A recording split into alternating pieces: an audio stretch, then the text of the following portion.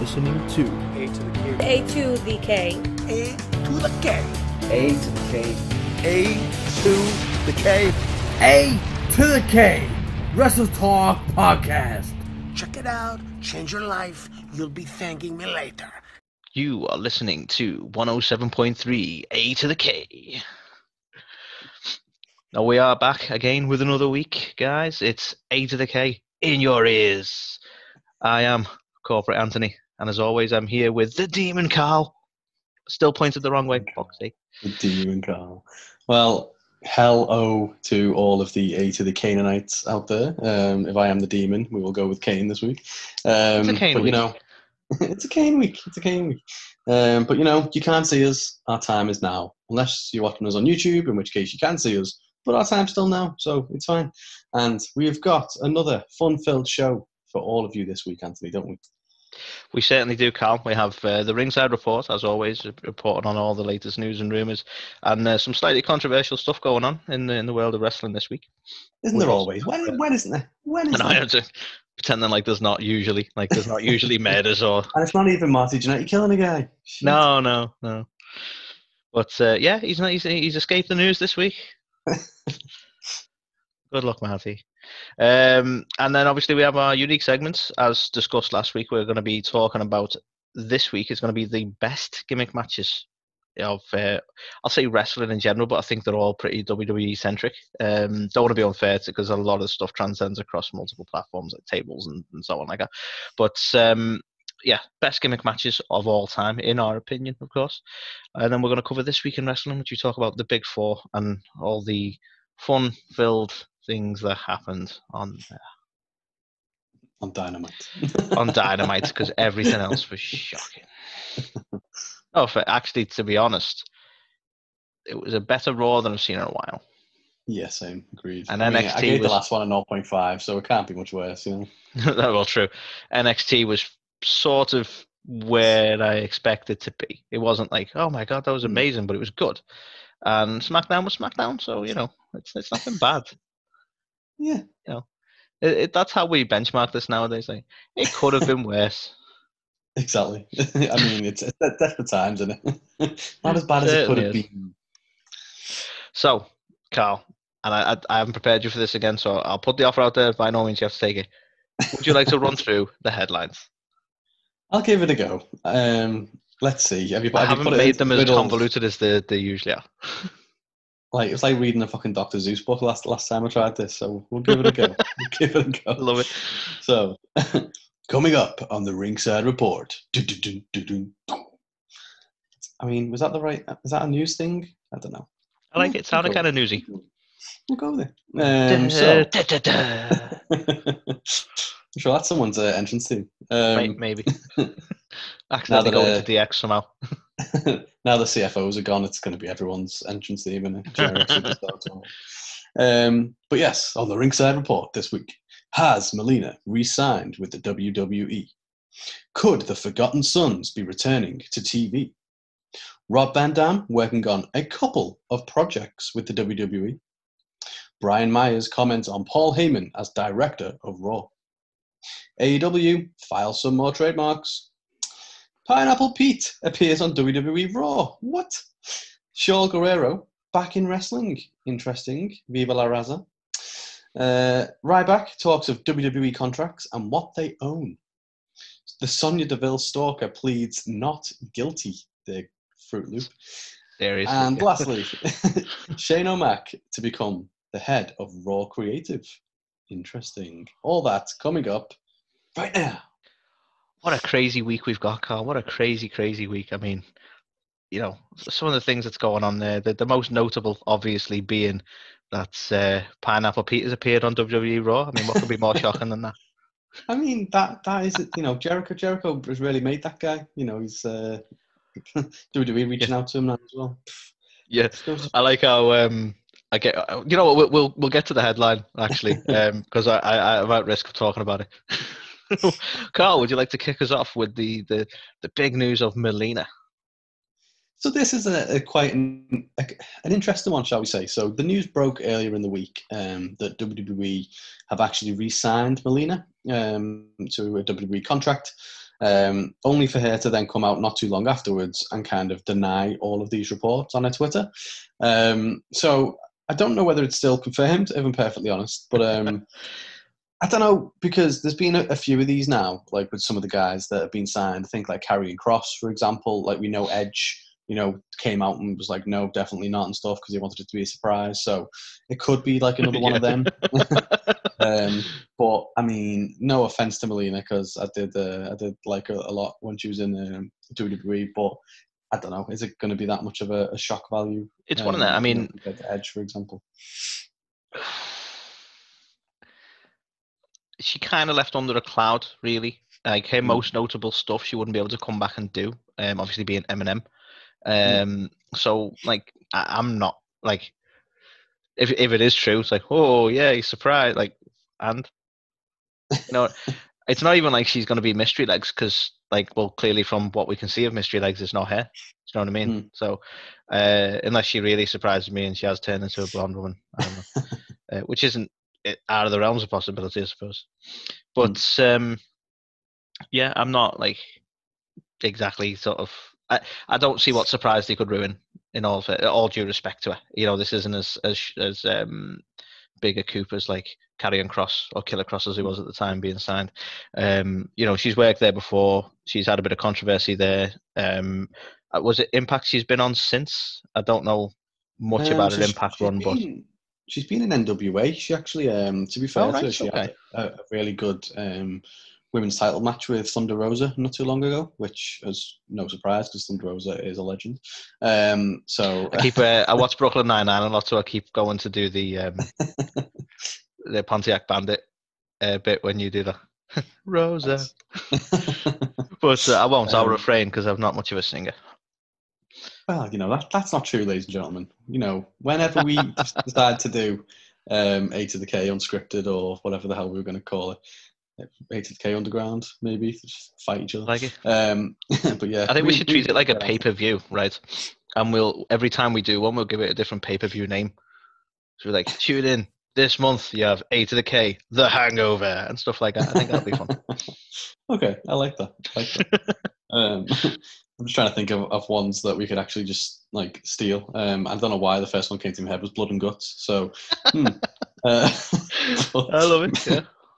Maybe not that. But yes, I mean, yeah, we could just be like really on the nose. We'll do one that we actually we charge for and call it Money in the Bank. Yeah. Oh, yeah. Let's do that. Let's do it. Go on. We'll get like 3 people. I think everyone's on Patreon. I think we're doing incredibly well at the minute for listeners, but I'm sure I'd cut them in half by trying to charge. Oh, yeah, definitely. Although if you do sing, it's something that people will pay for. But that's true. Anyway, you'll never know. Tangents aside. Yeah, I honestly don't know.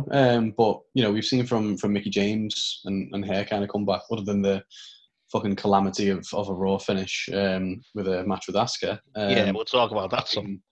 I've been very impressed with Mickie since she's come back. So, if she's been putting on. Let's be honest though, Carl, you were impressed with Mickie before. Like you were impressed with Mickie when she was originally there, more so than Melina. This is true. I'm not gonna lie.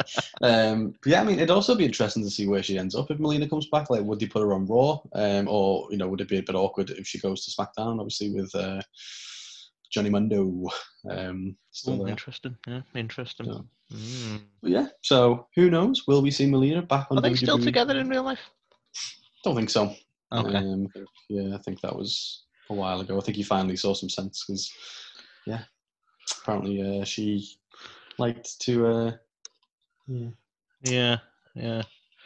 So yeah, all good. I mean, it's an interesting one. I think personally, she's probably just trying to squash that rumor so it is a little bit more of a surprise in her own interests, obviously. But yeah, more power to her. They could do with more people in the women's division at the minute. And that's not me having a shot at WWE because AEW is in a worse position when it comes to women in their division. So I'm not, I'll be fair. I just think women's wrestling seems to be taking a hit at the minute. WWE are going like back in the past. They even put a tweet up, not to digress, but they even put a tweet up lately of like, which was just basically, look at the attractive women. Look at them. And it's like, oh yeah, that's the way to push the women's evolution. Love it. Genuinely not complaining, by the way, WWE. Carry on. So my one, Carl, and this might need a little bit of a precursor, to be honest, because this is talking on the Forgotten Sons potentially returning to TV. And the reason I might need to precursor it is because I'm going to refrain from having an opinion on Jackson Riker's comments, because it's not for me to have an opinion. And all due respect, Carl, I don't think it's for you to have an opinion either, because he's made comments about Trump. He's supported Trump, and then that's caused a lot of controversy. He's an anti-masker, so that's caused a lot of controversy. He is regularly referring to religion, which can cause a lot of controversy. Again, but this is not, I don't have opinions on this, honest. And because of the whole religious element, he's talking about abortion and stuff quite regularly. Now, the reason this is all relevant, and the reason I wanted to precursor this part of it, is because it's heavily believed, while WWE have refrained to comment, that the reason the Forgotten Sons were pulled from WWE programming was for Riker's ill-timed sort of support of Trump around the times of the Black Lives Matter movement, essentially. So I don't think it was long after the whole George Floyd thing, and then he's put in support of Trump, and he's also referred to a few different things, to be honest. And it's one of them where I totally understand freedom of speech, and I'm not saying he shouldn't have these opinions, but he's got to understand that he's a notable person in WWE. He's got a platform, and yes, by all means, he can have his own opinion and say what he wants on his platform. But freedom of speech is not freedom of consequence. So if WWE have decided, well, we don't want to open that can of worms, essentially, and they've pulled them from TV, so it avoids the controversy, then they can do that, and that's the problem.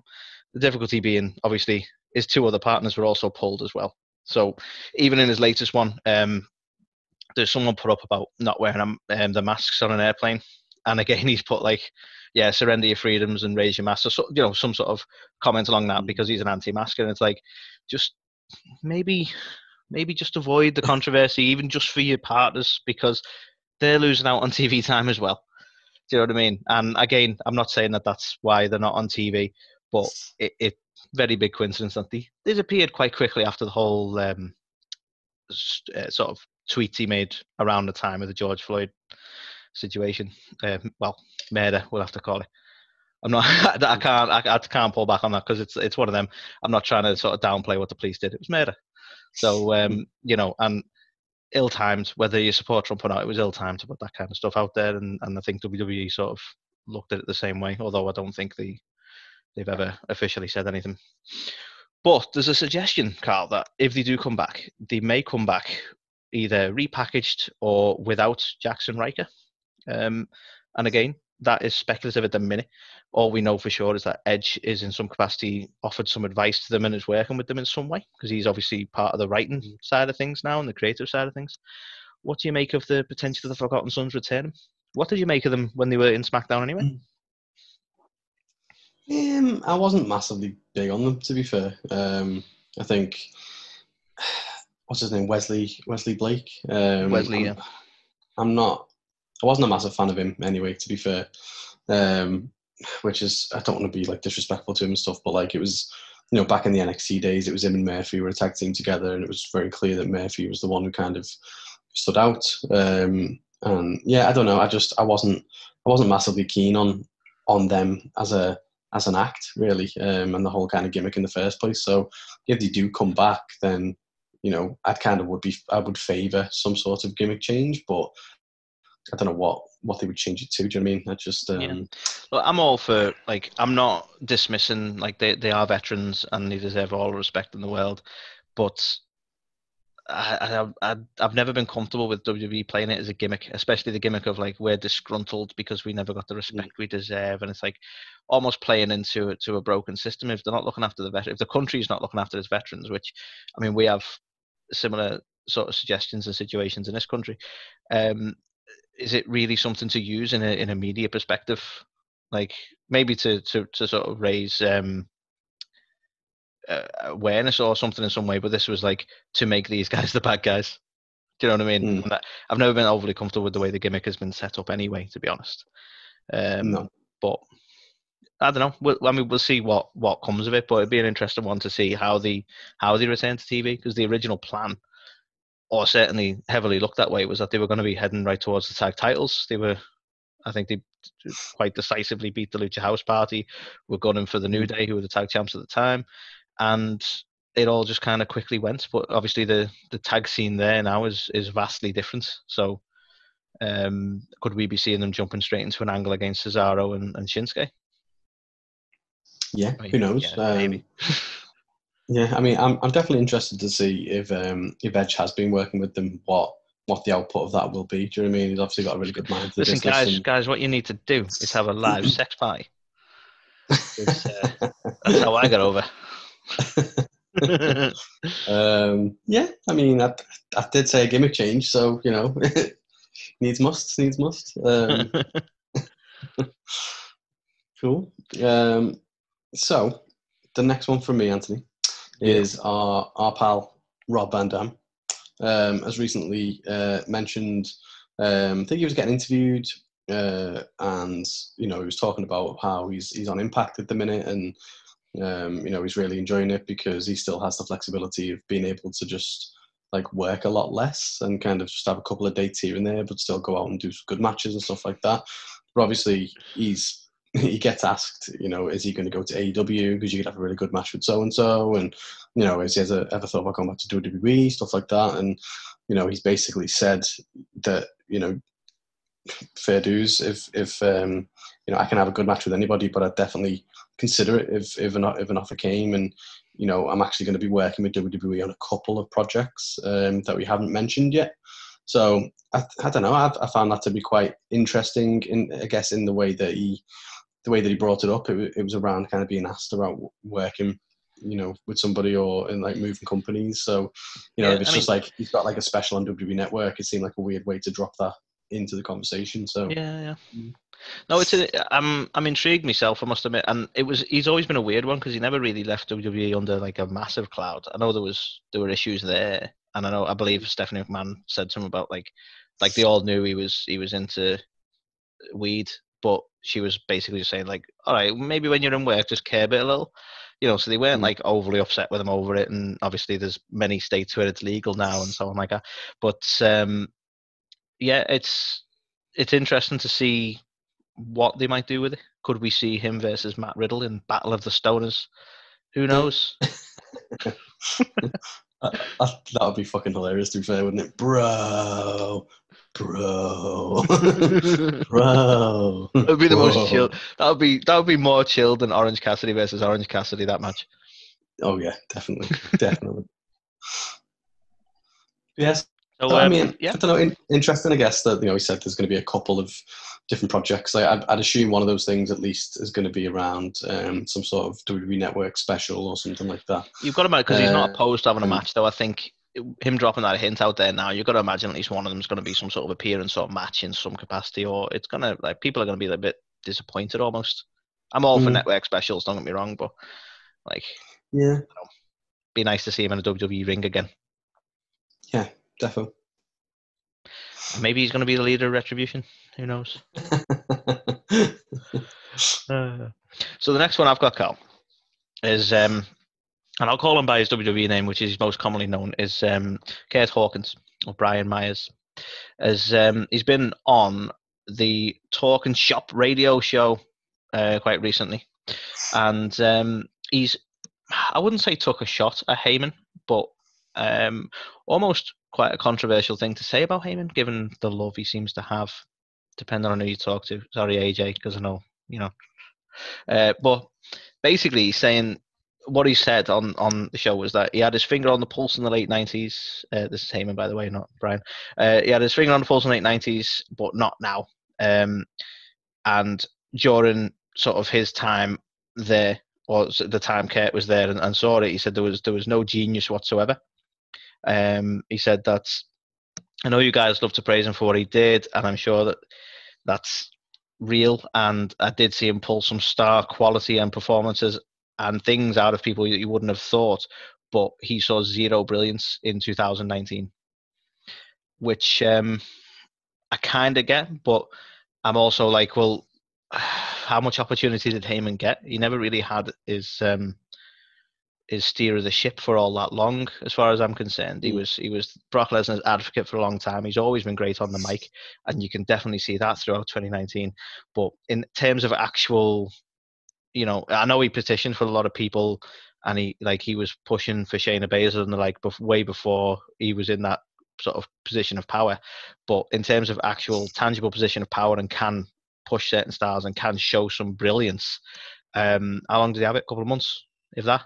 Yeah, like not long at all, was it? So I think it's not that I don't think he's meant it as a pop, but it's almost like I couldn't get on board with the comment myself, because I'm like, well, it's hard to show brilliance when you're not the boss. Do you know what I mean? And, I think as well, like he might have had the title of whatever the fuck he was, in charge of writing for Raw or whatever, but it's Vince's show, and it's not like back in when Russo was there, where Vince would just like eat up whatever Russo said and just go along with it. Like Vince, still has final say and sign off on absolutely everything there. So you don't know what Paul went in with. And if you think about it, at the time he was running the show, and we were obviously covering them shows. They weren't great, and you would hear things about like the script getting ripped up the day of shooting, and like having to be done from scratch. So, and it's the thing, and like that thing we heard about that all throughout. I mean, we still heard about it now, but like Vince is a bit of a loose cannon in that sense. They could have a whole show planned out, and he'll come in and tear it apart, or from what we've read. But some of it I wonder as well, and I don't mean this as a I'm not trying to say this is the case, but as Brian Myers sort of been almost sour grapes because he wasn't one of the people that Heyman saw something in. Would it be a different story if he was one of the people he was trying to push? It's a very good point, isn't it? Brian Myers, with all kind of due respect to him, he's had a number of opportunities to do something and break away from his character and who he is, or how he comes across anyway. But he's never really done anything. So yeah, I don't know. There probably is some bitterness there if you think about it. Yeah, I mean, he was one of the releases, am I right in saying as well? He didn't ask for his release. He was one of the people who dropped. So, I mean, of course, if I was in his boat, I'd be bitter towards WWE and people involved as well. But, and again, I'm not saying that that's why he's made this comment, because I don't think it was said as disrespectful as it might seem. But, I mean, obviously, I don't see any brilliance in this man. It's still quite a hard statement to make. But, yeah, so, that there we go. Heyman is not as good as people think he is. This message was supported by AJ Styles. Yeah. Okay. Interesting. So the next one, AEW have been back filing some more trademarks. So there's a couple on here.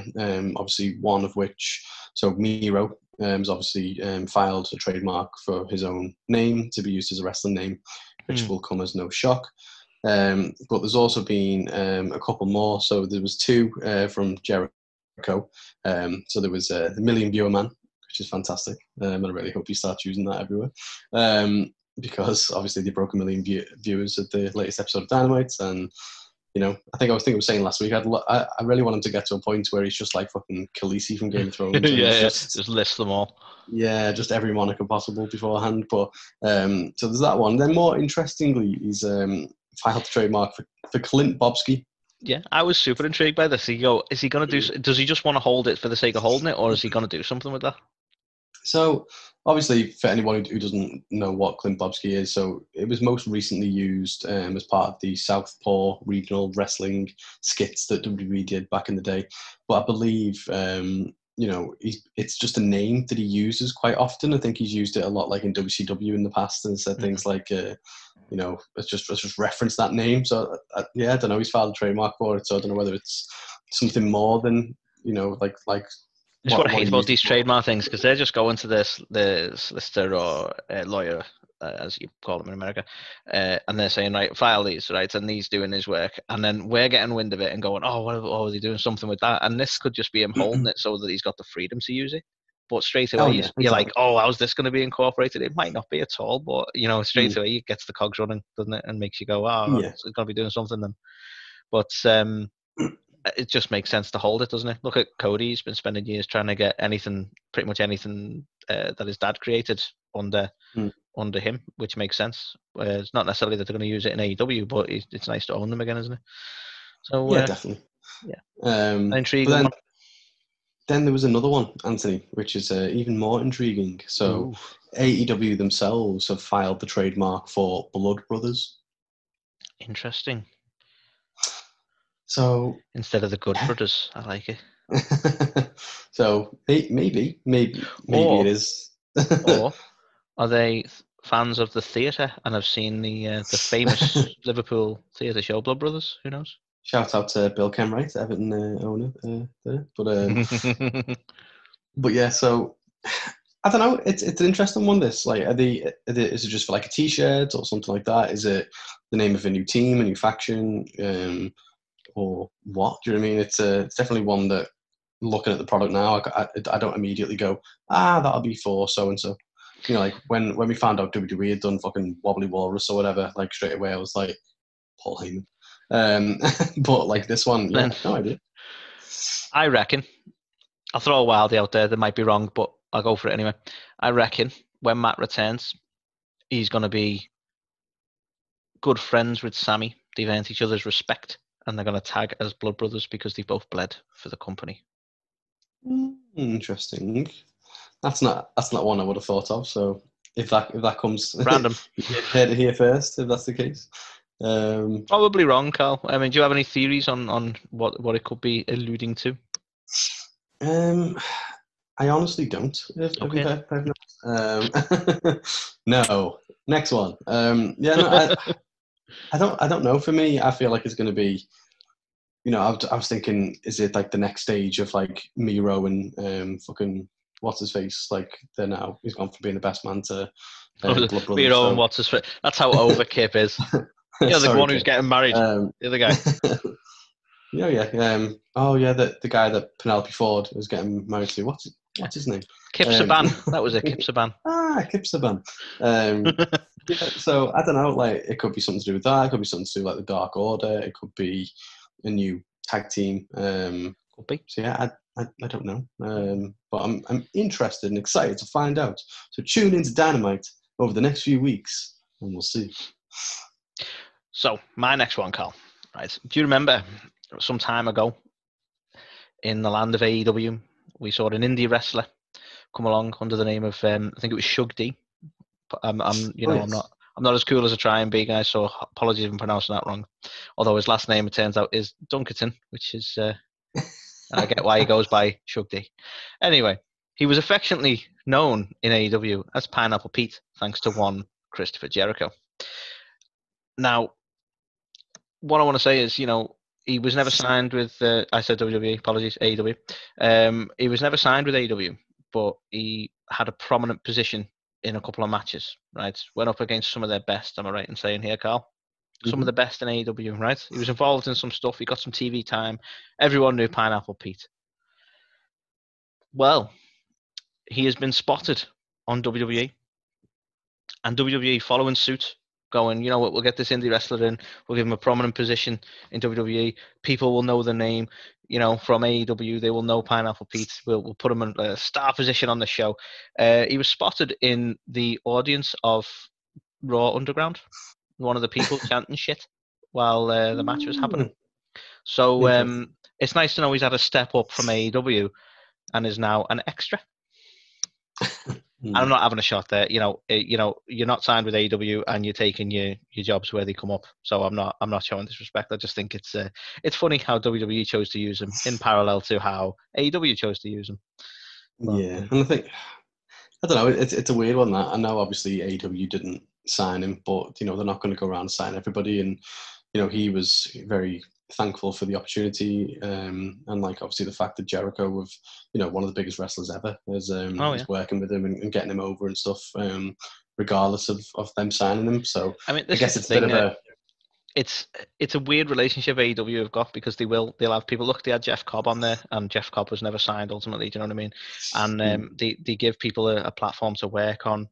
We're seeing, and I really hope it doesn't sort of go full throttle with this. I like more just having the matches there than it becoming an angle. But we're having this sort of NWA sort of invasion almost with various matches happening there. But I really like the format the way it is now, that they can wrestle on the show and they'll have matches. They'll have matches for their own belts on there now, as it turns out. I think it works really well. And you know, they can't sign everyone. They're still a young company. That's the bottom line of it. So, and again, fair enough to Shug D to crack on in the biz. It's just a shame WWE. They've obviously watched Dynamite. Someone has. Someone's seen that.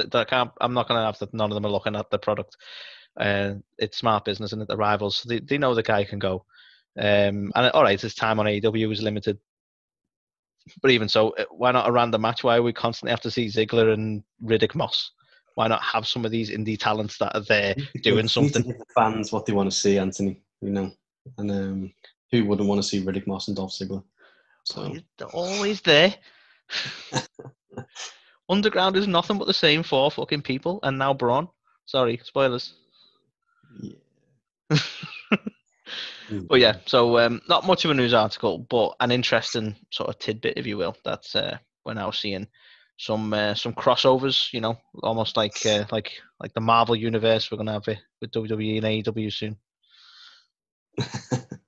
Yeah, defo. So the next one from me. So the husband of Charles Guerrero, so Eddie's daughter, her husband is actually Aiden English. Which surprised the hell out of me. I know, right? So I didn't know that. But he's basically tweeted recently just saying that she is now available for bookings again. So, you know, Shaw was recently signed to NXT, where I think she went under Raquel Diaz, was I think in-ring name there. I find it interesting that she's not chose to use the Guerrero name. Is that to sort of build sort of fame in her own right, or? I mean, it could have just been a WWE decision, to be honest, because I know she obviously uses the Guerrero name, you know, in the independents and stuff like that. But yeah, and you know, quite recently as well, I think it was probably maybe end of last year or something like that, whenever they did the first like women's tournament match, she was actually doing the ring announcing work for that as well. So right. You know, she's back now taking bookings as either a wrestler, a manager, or a ring announcer. So. Yeah, interesting one. Obviously, we know her mum is currently signed to AEW. Yes, we do. So, you know, could she potentially end up back there? I mean, arguably, she's kind of got family everywhere, and she, you know, they look at the Mysterios as family, so there's family there in WWE in a way. Chavo's still in the wrestling scene. I'm not quite sure where he is at the moment, but he's. I think he might be in Mexico. Yeah, I know he's doing something like a little less heard of, let's say, and that's no disrespect to the promotion he's with, but you know, none of the massive platforms we're used to looking at. So she, you know, she's a ton of options around her really as well. Yeah, defo. Like, hopefully she does. You know, she lands on her feet somewhere and you know carries on that Guerrero kind of legacy. Do you think she'll lie and cheat and steal? I mean, that is the Guerrero way. It is paying homage and all that. But no, I'd be intrigued. You know, I've not. I'll be honest. I'll hold my hands up. I've never seen her wrestle. You know, if she's anything like her father, she's going to be great, a great wrestler in the ring. But I've never seen any of her matches. So just the Guerrero name alone will make me go, well, all right, let's see what she's like. So it'd be interesting to see. I mean, do you think?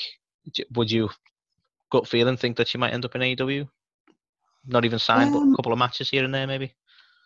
I mean, I can definitely see her show up on Dark or something like that. If, but yeah, I don't know whether they'll kind of bring her into the main roster or anything at this stage. But it depends. Like obviously, as you said, she's a big name, and it'll make anyone just kind of want to tune in and be like, oh, let's see how good Eddie's daughter is, kind of thing. So I don't think she'll have a lack of offers. But yeah, I think it'd be nice to see her on one of the, you know, on AEW, WWE, or even like Impact or NWA, somewhere like that. Like hopefully, you know, she does end up somewhere quite decent. That's no disrespect to Ring of Honor or anyone that I didn't mention, but I'm not going to go around naming everyone.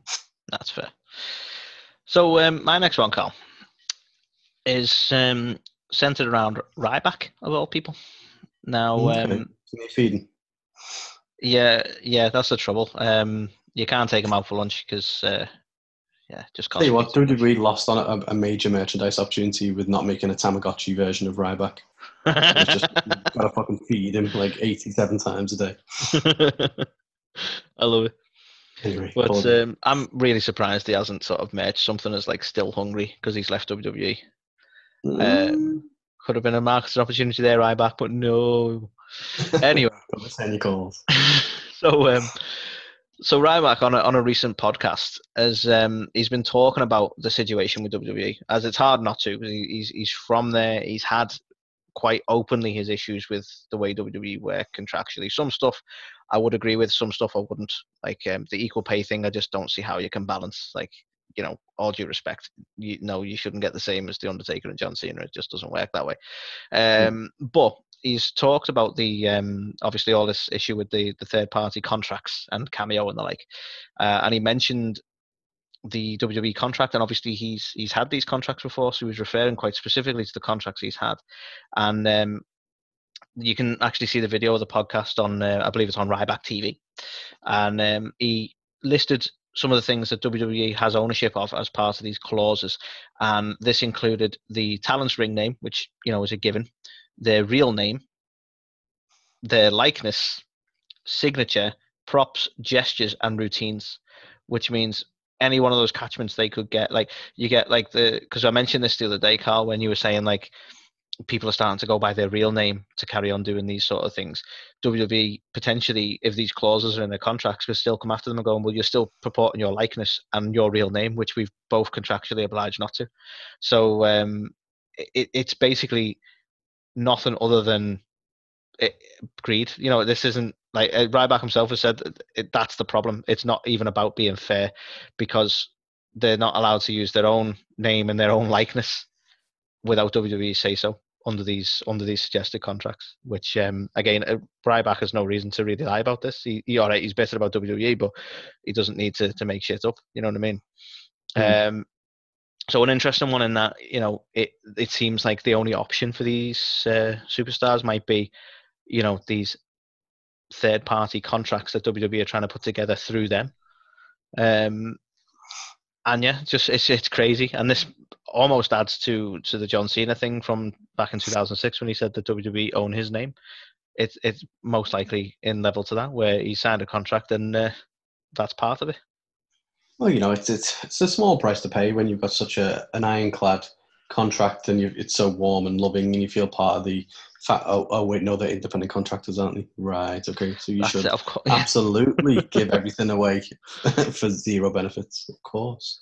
No wonder that the little Vince McMahon puppet in Bray Wyatt's fantasy world is the literal fucking devil.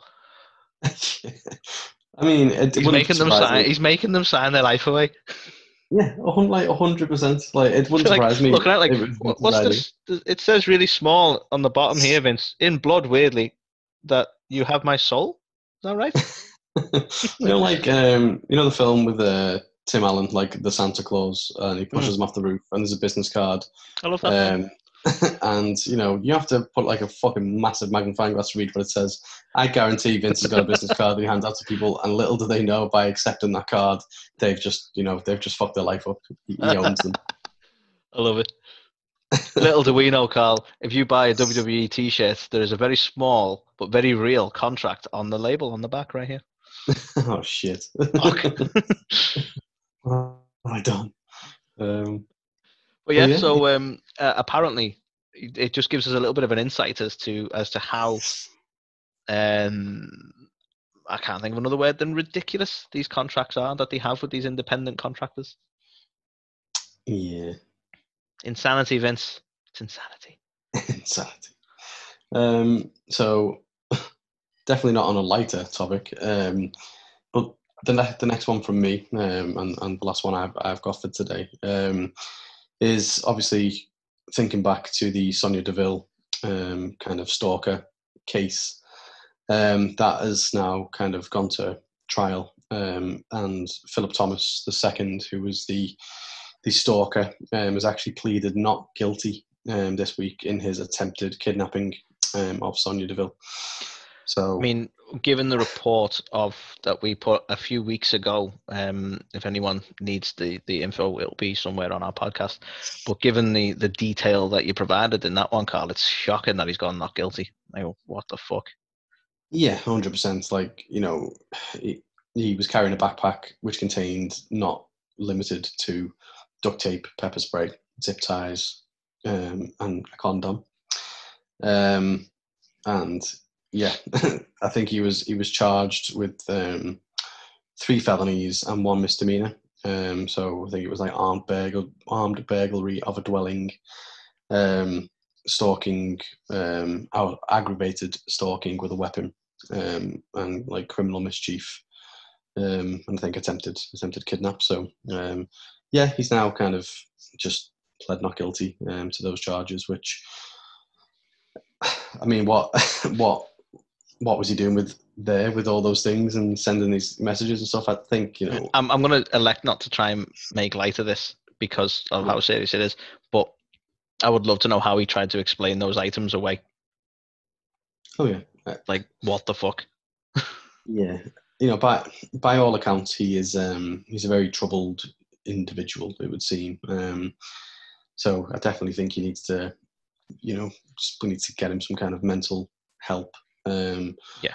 But yeah, it's a very, very strange one for him to kind of now plead not guilty with such alarming amount of evidence. I sincerely hope, for Sonia's sake, this doesn't drag the court process out longer than it needs to be, because until that's all done and dusted, like, that's still going to sit in the back of it. But it'll sit in the back of my mind for a long time anyway. But like, imagine knowing everything's still up in the air in terms of a decision as well. So I hope it's like, because it's a stupid. I don't know. It's one of them. Like you say, he's not in his right mind, I don't suppose. But it's a ridiculous plea to make, and hopefully everything's just sort of done and dusted sooner rather than later for it, really. Yeah, definitely. I think it'd be great if she could put it all behind her and stuff. And as you said, and I think as we've spoken about before, like, when something like this does happen to you, it's not something that goes away quickly or No, easily. by no means. So, and I'm pretty sure this has been confirmed now. I know we've spoken about it a lot, but we believe that Mandy Rose was there with her that night as well. Yeah, I mean, that was some of the reason we've heard that she's not been on TV in a few weeks. Because we knew for sure that's why Sonia was having time off, but Mandy's been off as well, hasn't she? Yeah, so it's obviously it happened in Sonia's home, and he'd obviously came with like these items, and he seemed a bit obsessed with her, but he'd also been kind of, I think he'd also messaged her saying he was gonna kill the little bitch, the little blonde bitch or something who's with you, and so it's a heinous, horrendous thing crazy, to deal with. So as you've said, hopefully this is one that just gets wrapped up quick, and she can try and just get back to normal. Yeah, definitely. So I'll move on to the next topic without any decent segue, really. But almost not lighter news. It's not fun by any means, but it's an interesting speculative one. So Alex McCarthy of TalkSport, that's right, I'm name dropping as well, Carl, has reported, and this is strictly a rumor at the moment, that Shane McMahon might be under consideration to replace Bruce Pritchard as the head writer of WWE Raw. So this is stemmed from essentially that Pritchard took over from Heyman and is running 2 shows. Now, WWE have not been big on announcing this sort of stuff, but he's been in charge of the 2 shows. They then amalgamated the writing team, so it's going to be 1 writing team and so on like that. And then over time, it's not worked. Now, all due respect to WWE, you can see that in the quality of both shows, because you can't have both of them be good every week. And slowly over time, WWE, I suppose, realizing this, have been sort of pulling that apart again now. So they have separate writing staff for separate shows and stuff again now. And we've also heard about the likes of Edge and Daniel Bryan, I believe it was, have got some sort of involvement in the creative and writing process as well now, and so on like that. And one of the other suggestions is now that Bruce needs to be able to concentrate on SmackDown and will be surrendering his role as the head of Raw. And yeah, the main name being thrown about is Shane O'Mac, with the stellar work he's been doing with WWE Raw Underground. Now, obviously, nepotism at its finest, Carl, he'll get whatever position he wants, I suppose. But what do you make of the idea, firstly, that Shane O'Mac could be taking over the creative control of Raw? Could this be a good thing? And secondly, this is the third time in less than a year that they've had a new person in charge of Raw. Yeah, it's alarming, I suppose, in that regard. That the last stat you said there, like this will be the third one in less than a year, and historically it would seem, especially since the kind of Fox deal and stuff, that these are just sacrificial lambs who get these roles because it's a way to, say to the networks that, oh, the ratings are down and we'll fire our writer and we'll get someone else. Bold statement to put your son in the firing line, though. Well, exactly. So that's why I'm a bit intrigued, because obviously Paul Heyman, Bischoff, yeah, you get it. Bruce Pritchard, he's a proper company guy, and I don't think he was ever under any threat in the first place. But it's clear to see that he can't manage both shows, and I don't think anybody could. It's a very interesting move that they would, because he was previously writing Raw solely, I believe, wasn't he? And yeah, then I believe so. he was writing SmackDown and Raw, and now it's like he'll just be on SmackDown with Shane taking over Raw. So I think that's a bit interesting. But also the fact that it's Shane that's getting mentioned, because Stephanie's been, has had the fucking head of creative role and stuff like that in the past. So I don't know what. I'm curious on that one, and I don't know whether, because you don't know what goes on the family life side of things, whether Triple H is a very busy man with NXT, whether Steph's gone. It wouldn't be worth their family life, their home life, for both of them to be that busy. I don't know. And obviously, we haven't seen Shane in a while. Shane used to be all over SmackDown and then just suddenly appeared at Raw Underground with no real explanation. So he obviously still wants to be involved in the business. And I don't know. I mean, I've always had this thing, and I could be totally wrong, and you might disagree with me, Carl, but I've always had this thing that no matter how long Shane's been in the business, and this is probably an unfair comment, but is he really someone who knows the business well enough for this kind of stuff? Like, he's grown up in it, so it's probably an unfair statement, but he's never felt like a wrestler. He's never felt like, do you know what I mean? I don't know how to explain that better than I am. Do you know what I mean? But like, he's always felt like someone who wants to have a go because his dad owned the company, rather than someone who just has a passion for it and knows it in and out. And that might be totally unfair, because he's never shied away from doing a big spot or having a big match, and I'm not trying to discredit him, but like, are there better suited people for the creative elements? Yeah, I mean, you're absolutely right.